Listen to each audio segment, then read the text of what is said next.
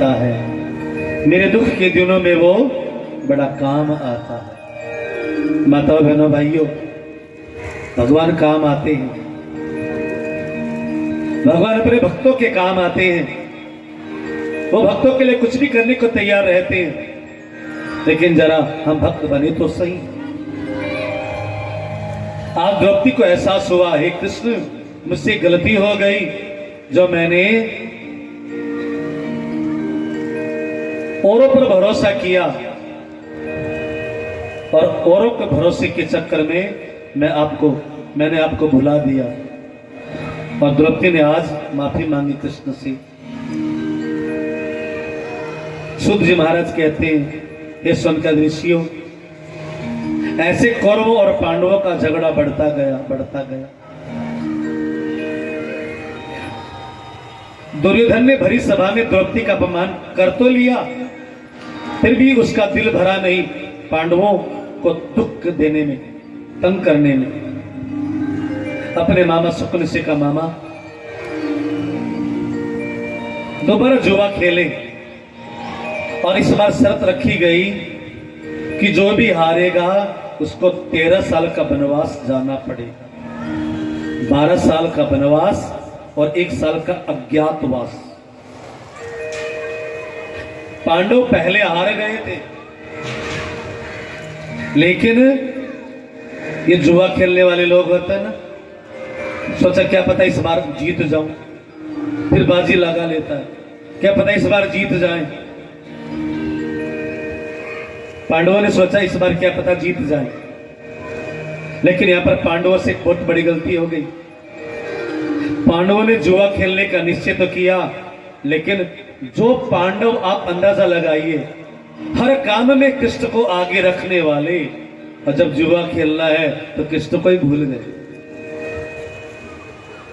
क्योंकि इंसान कोई बुरा काम करता है ना, वो सोचता कि बड़ों को पता ना चले, चुपचाप कर डालू। कृष्ण को बता दिया तो कृष्ण मना करेंगे जुआ खेलने से, और पांडवों का जुआ खेलने का बड़ा मन था। और इस बार जुए में फिर पांडव हार गए।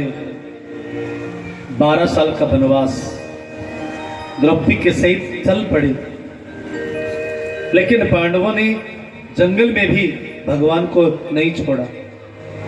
एक बार दुर्वासा जी आ गए, ध्यान देना, दुर्वासा जी जंगल में आ गए अपने 10,000 चेलों के साथ, और भीम से कहा तुम्हारे घर पे भोजन करेंगे। दुर्वासा ने क्या कहा, मेरे साथ 10,000 चेले आए हैं और तेरी कुटिया में भोजन करेंगे। अरे भाई, राजमहल होता तो भोजन की व्यवस्था हो जाती, अब जंगल में झोपड़ी में भोजन कहां से आएगा। और भीम ने जाकर द्रौपदी से कहा, द्रौपदी भोजन की तैयारी करो। अपने 10,000 चेलों के साथ आए दुर्वासा जी। वो कहते कि मैं नदी स्नान करके आ रहे हैं और भोजन करेंगे। वो द्रौपदी रोने लग गई, सभी 500 पांडव रोने लग गए। पांडवों ने कहा, रो क्यों रही द्रौपदी, तुम्हारे पास अक्षय पात्र है ना, भगवान सूर्य का दिया हुआ अक्षय पात्र। और सूर्य भगवान ने क्या कहा था कि जितना मांगोगे मिलेगा, अक्षय पात्र ले आओ और सबको भोजन करा दो। द्रौपदी ने कहा, आपको पता नहीं है, मैं भोजन कर चुकी हूं। मतलब उस अक्षय पात्र में एक शर्त हो रहा है कि द्रौपदी तुम्हारे भोजन करने से पहले जितने भी लोगों को भोजन कराएगी ना, सबका पेट भर जाएगा, लेकिन तुम्हारे भोजन करने के बाद 12 घंटे से पहले उसमें कुछ आएगा नहीं। मैं भोजन कर चुकी हूं।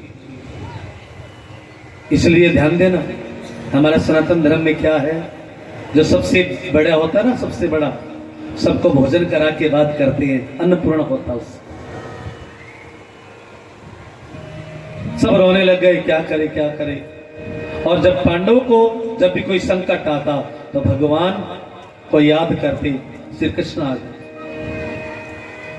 500 पांडव बाहर रो रहे हैं, पांडव से मिलकर कहा, पांडवों प्रणाम, रो क्यों रहे हो। रोना धोना छोड़ो, मुझे भूख लगी है। द्रौपदी का, जरा द्रौपदी को बुलाओ। पांडवों ने कहा, द्रौपदी तो अंदर रो रही है।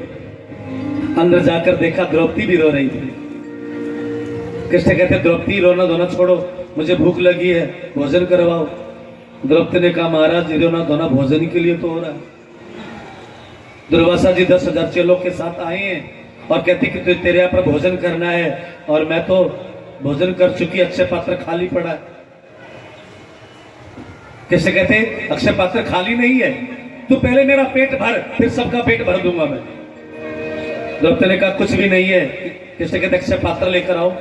और जैसे अक्षय पात्र लाया गया, माता बहनों भाइयों, अक्षय पात्र के नीचे एक साग का टुकड़ा चिपका हुआ, एक साग का टुकड़ा लगा हुआ था। कृष्ण ने वह साग का टुकड़ा उठाया, अपने जीभ पर रखा और संकल्प किया इस साग के टुकड़े से मेरा पेट भर जाए और मेरे साथ साथ सारे ब्रह्मांड वासियों का पेट भर जाए।